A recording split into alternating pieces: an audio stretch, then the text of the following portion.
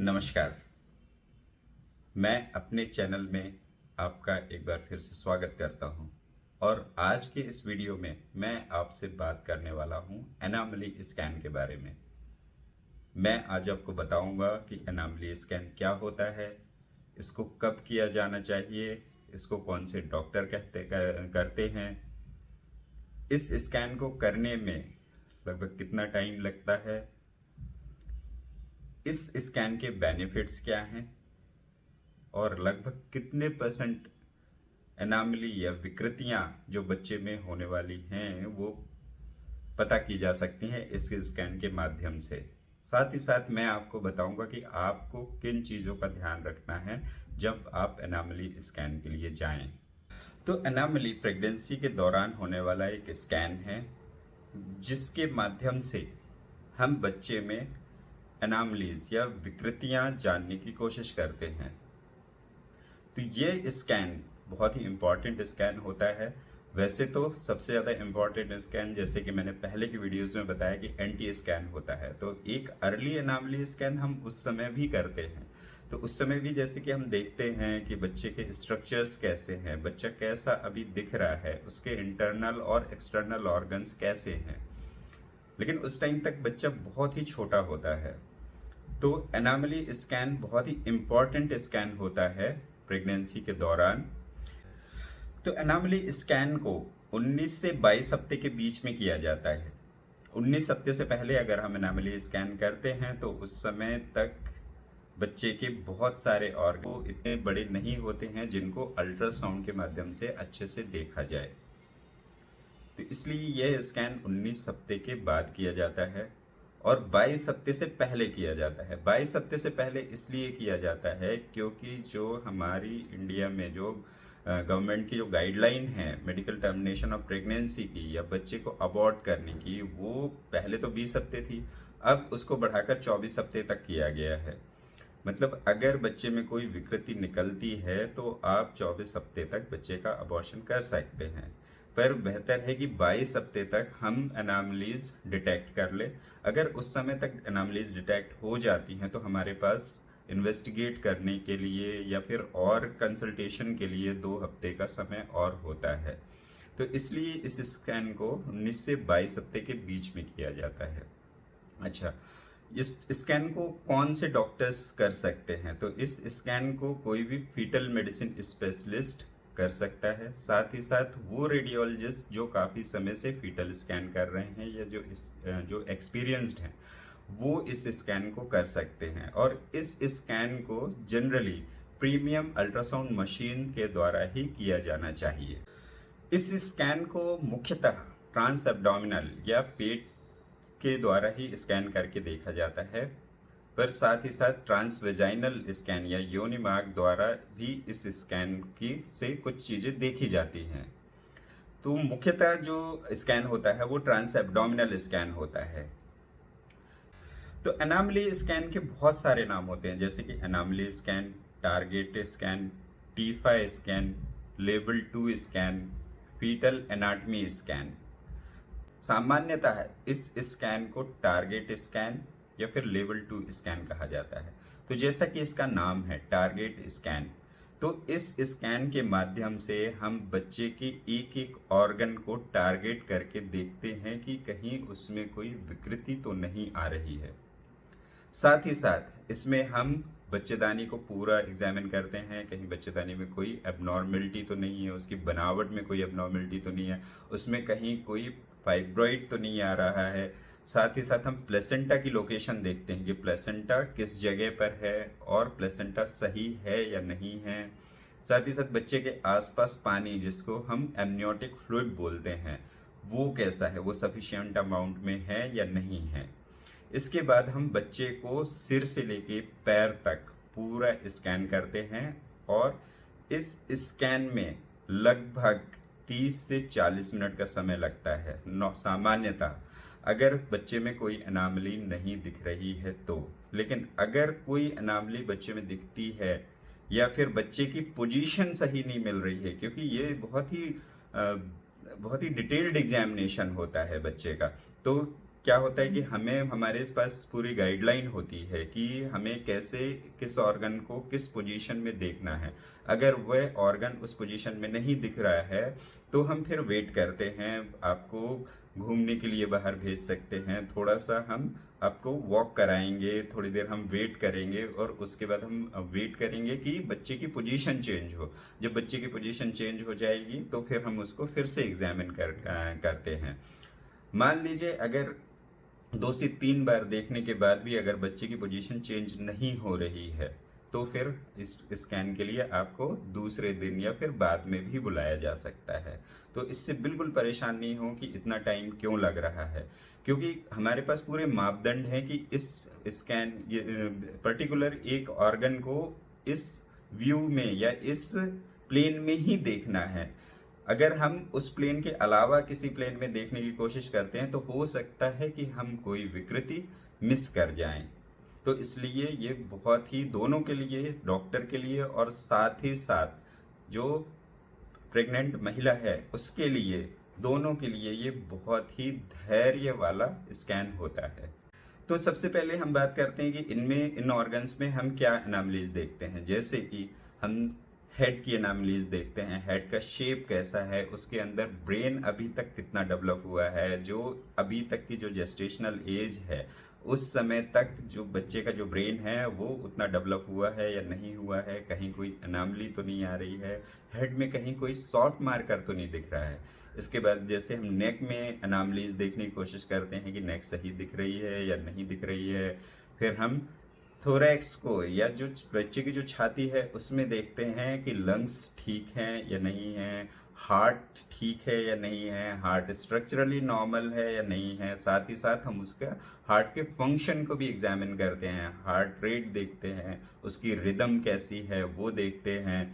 फिर इसके बाद हम एब्डोमेन में जाते हैं और एब्डोमेन का हम एग्जामिनेशन करते हैं और उसमें देखते हैं कि स्टमक की पोजीशन कैसी है, स्टमक ठीक से दिख रहा है नहीं दिख रहा है, गॉल ब्लैडर कैसा है, और बच्चे की किडनीज कैसी हैं, ब्लैडर कैसा है, बच्चे की आंतें कैसी दिख रही हैं, वो सही दिख रही है या नहीं दिख रही हैं, या फिर इसमें कहीं कोई विकृति तो नहीं आ रही है। फिर हम स्पाइन को जो है देखते हैं कि कहीं कोई स्पाइनल डिफेक्ट तो नहीं आ रहा है, जो सारी वर्टिब्रास हैं वो पूरी तरीके से डेवलप हुई हैं या नहीं हुई हैं, या फिर कहीं कोई स्पाइना बाइफिडा तो नहीं दिख रहा है। फिर हम सारी लॉन्ग बोन्स को देखते हैं, लोअर लिम्स को देखते हैं, फिर हम अपर लिम्स को देखते हैं, सारी जो लॉन्ग और शॉर्ट बोन्स हैं उनको हम देखने की कोशिश करते हैं। और हम फेस को एग्जामिन करते हैं और फेस में हम देखते हैं कि दोनों आंखें ठीक से बनी हैं या नहीं बनी हैं, लिप्स में कहीं कोई क्लैप्ड लिप या क्लैप्ड पैलेट तो नहीं है, उसका जबड़ा कैसा बना हुआ है। तो ओवरऑल हम पूरे फेस को एग्जामिन करते हैं। इस तरीके से हम बच्चे को सिर से लेके पैर तक एग्जामिन करते हैं और देखने की कोशिश करते हैं कि कहीं कोई विकृति तो नहीं आ रही है। साथ ही साथ हम ये देखते हैं कि बच्चे का जो वजन है वो अभी तक के जेस्टेशनल एज के हिसाब से सही है या नहीं है। साथ ही साथ बच्चे की जो ग्रोथ हो रही है वो प्रॉपर हो रही है या नहीं हो रही है। अब अगला प्रश्न यह उठता है कि अगर एनामली स्कैन किया जा रहा है तो क्या उस समय तक हम सारी एनामलीज को डिटेक्ट कर सकते हैं? तो ऐसा नहीं है। एनामली स्कैन में अगर आप किसी एक्सपर्ट से जो काफ़ी दिनों से या बहुत एक्सपीरियंस्ड है जो उससे अगर स्कैन करवाते हैं तो भी 60 से 70% तक एनामलीज ही डिटेक्ट की जा सकती हैं अल्ट्रासाउंड के माध्यम से।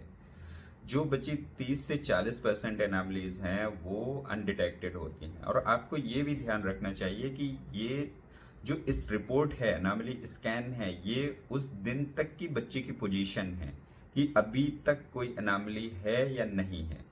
बहुत सारी एनामलीज होती हैं जो अल्ट्रासाउंड के माध्यम से डिटेक्ट नहीं की जा सकती, जैसे कि बहुत सारे मेटाबॉलिक डिसऑर्डर्स होते हैं, उनको हम डिटेक्ट नहीं कर सकते अल्ट्रासाउंड में। साथ ही साथ बहुत सारी एबनॉर्मलिटीज ऐसी होती हैं, विकृतियां ऐसी होती हैं जो बाद में आती हैं, जो लेट जेस्टेशन में आती हैं, थर्ड ट्राइमेस्टर में आती हैं, जैसे कि बोन की डिसीज होती हैं। तो अगर बोन की कोई डिसीज अगर है तो वो 28 से 30 हफ्ते, इससे पहले आपको समझ में ही नहीं आएगी। ब्रेन है, ब्रेन बहुत चेंज होता है टाइम के साथ में। इवन डिलीवरी के बाद भी जो है बच्चे का ब्रेन बहुत चेंज होता है। साथ ही साथ लगभग जो हार्ट की जो डिसीजेज होती हैं, कंजेनाइटल एबनॉर्मेलिटीज होती हैं, उनको लगभग हम 50% तक ही अल्ट्रासाउंड के माध्यम से डिटेक्ट कर सकते हैं। तो बहुत सारी ऐसी विकृतियां होती हैं जो अल्ट्रासाउंड के माध्यम से देखी नहीं जा सकती, या फिर जिन जो अल्ट्रासाउंड में एनामली स्कैन तक जो डेवलप ही नहीं होती, तो उन एनामलीज को हम डिटेक्ट नहीं कर सकते एनामली स्कैन में। तो एनामली स्कैन कराने के फायदे क्या हैं? तो एनामली स्कैन कराने का जो सबसे पहला फायदा है कि जो सामान्यतः अधिकतर जो प्रेगनेंसीज होती हैं या फीटसेस होते हैं वो नॉर्मल होते हैं।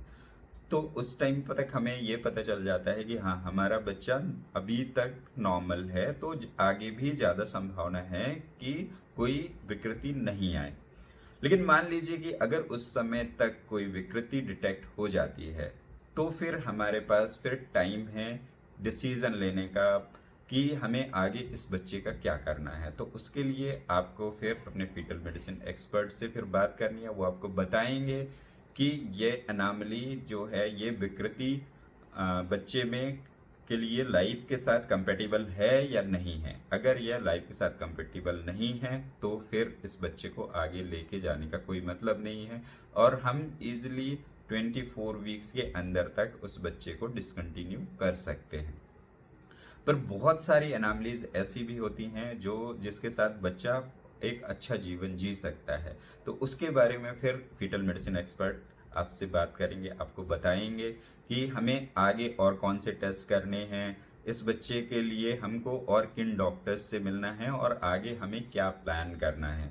जैसे बहुत सारी क्रोमोसोमल एबनॉर्मेलिटीज हैं, वो अपनी फीचर्स दिखाएंगी। तो उसको श्योर होने के लिए आपको फीटल मेडिसिन एक्सपर्ट ये सलाह दे सकते हैं कि आप एमनियोसेंटेसिस कराइए, क्रोमोसोमल एबनॉर्मेलिटीज जो है वो इस बच्चे में पॉसिबिलिटी है क्रोमोसोमल एबनॉर्मेलिटीज होने की, तो आप वो टेस्ट कराइए। साथ ही साथ अगर मान लीजिए ब्रेन में कोई उनको डाउट लग रहा है कि ब्रेन में कुछ अनामली आ सकती है, तो वो आपको स्पेशल स्कैन, ब्रेन की स्पेशल स्कैन जैसे न्यूरोसोनोग्राम, उसके लिए आपको एडवाइस कर सकते हैं। हार्ट में अगर उन्हें कुछ सस्पिशियस लग रहा है तो वो आपको फीटल इकोकार्डियोग्राफी के लिए आपको एडवाइस कर सकते हैं। साथ ही साथ अगर उनको कुछ पॉसिबिलिटी लग रही है कि कोई एबनॉर्मेलिटी अभी इवॉल्विंग है या फिर ये एबनॉर्मेलिटी बाद में आ सकती है, तो वो आपको फॉलो अप के लिए बुला सकते हैं कि इतने दिनों के बाद आप फिर से स्कैन के लिए आ जाइए। तो ये कुछ फायदे हैं कि जो हम टारगेट स्कैन करवाने के होते हैं। साथ ही साथ कुछ एनामलीज ऐसी होती हैं जिनका बच्चे के गर्भ के अंदर ही उसका इलाज किया जा सकता है। तो उसके बारे में फीटल मेडिसिन एक्सपर्ट आपसे बात करेंगे। तो क्या एनामली स्कैन में ट्रांसवेजाइनल स्कैन जरूरी है? तो हाँ, ये बहुत जरूरी है। तो ट्रांसवेजाइनल स्कैन बहुत जरूरी होता है। इससे हम एक तो सर्वाइकल लेंथ देखते हैं, और वो एक्यूरेटली ट्रांसवेजाइनल स्कैन से ही मापी जा सकती है। फिर अगर मान लीजिए कि बच्चे के सिर में कोई प्रॉब्लम लग रहा है या ब्रेन में कोई प्रॉब्लम लग रहा है, और बच्चे का सिर अगर नीचे की तरफ है, यूट्रस में नीचे की तरफ की पोजीशन में है, तो ट्रांसवेजाइनल स्कैन से वो बहुत अच्छे से दिखेगा। दूसरी चीज, हम ट्रांसवेजाइनल स्कैन से प्लेसेंटा की लोकेशन को भी देखते हैं कि उसका रिलेशन सर्विक्स के साथ कैसा है। कहीं ये लो लाइंग प्लेसेंटा तो नहीं है, डिलीवरी में कोई प्रॉब्लम तो नहीं कर सकता प्लेसेंटा, और साथ में प्लेसेंटा प्रीविया तो नहीं है, तो ये डिटेक्ट किया जाता है। इसलिए ट्रांसवेजाइनल स्कैन भी बहुत जरूरी होता है एनामली स्कैन के दौरान। तो एनामली स्कैन करवाने से पहले आपको किन चीजों का ध्यान रखना है? तो सबसे पहले तो ध्यान रखना है आपको कि आप एक प्रायर अपॉइंटमेंट लें, क्योंकि ये स्कैन लंबा होता है, इसमें टाइम लगता है। दूसरा, आपको खाने के बाद ही इस स्कैन के लिए आना है, आपको खाली पेट नहीं आना है। और आप ये जरूर ध्यान रखें कि आपने सारे पुराने डॉक्यूमेंट, सारी फाइल्स, तो आपकी जो पहले के अल्ट्रासाउंड हुए हैं, जैसे कि अर्ली प्रेगनेंसी स्कैन हुआ है आपका, साथ में एनटी स्कैन हुआ है, उसके साथ आपकी डुअल मार्कर की रिपोर्ट्स हैं, वो सारी रिपोर्ट्स आप साथ में लेकर जाएं।